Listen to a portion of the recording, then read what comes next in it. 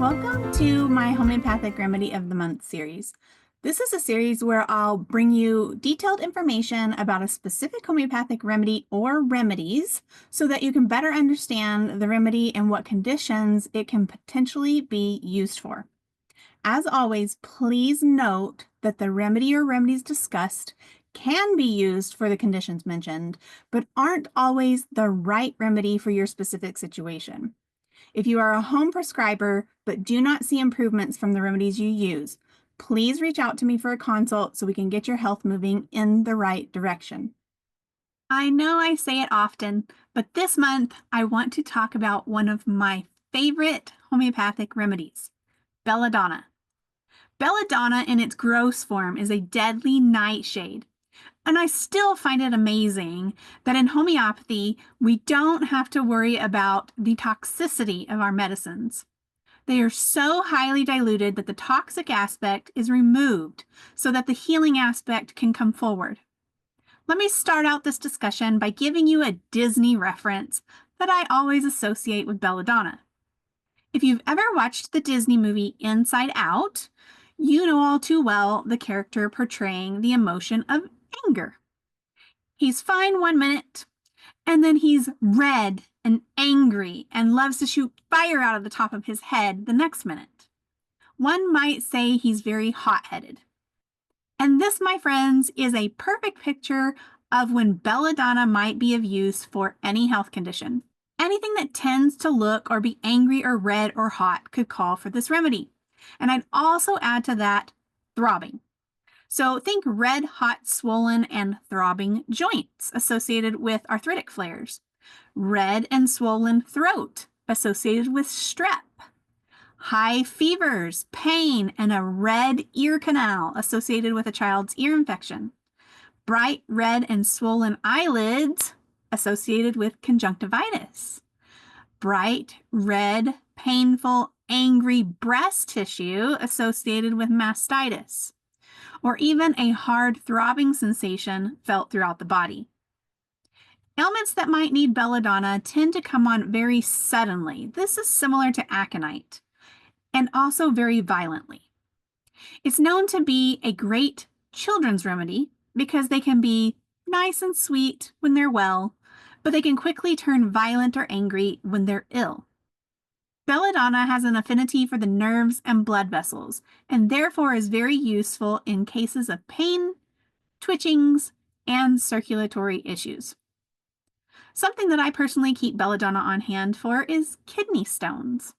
Now, belladonna doesn't dissolve stones, but because it's such a great pain remedy, it can really knock down the sharp shooting cramping pain experienced when a stone is moving. And again, if you've ever experienced kidney stones, you know just how sudden and violent they can begin. Again, pointing to the perfect use of belladonna. Here's a little fun note. Belladonna in Italian means beautiful woman. And it's interesting that belladonna in its gross form was used to make eye drops in the 16th century. Italian women used these eye drops to dilate their pupils so they would sparkle. So belladonna can be useful in homeopathic form for any illness or condition in which the pupils of the eyes are dilated or where the eyes themselves become glassy looking. So don't forget to gaze into the eyes of your loved one to see if those pupils are dilated. It might just help you decide between belladonna or other similar remedy choices. I mentioned high fevers earlier. Belladonna is the remedy you should think of anytime a person has an extremely high fever. Now, I'm not talking about a fever of 101 or 102. I'm talking about 103 or higher. While we wouldn't use this to treat the fever itself, we would use this if there's a high fever along with other belladonna type symptoms present. Hallucinations and delusions are such symptoms. I remember back when my youngest child had his first major fever.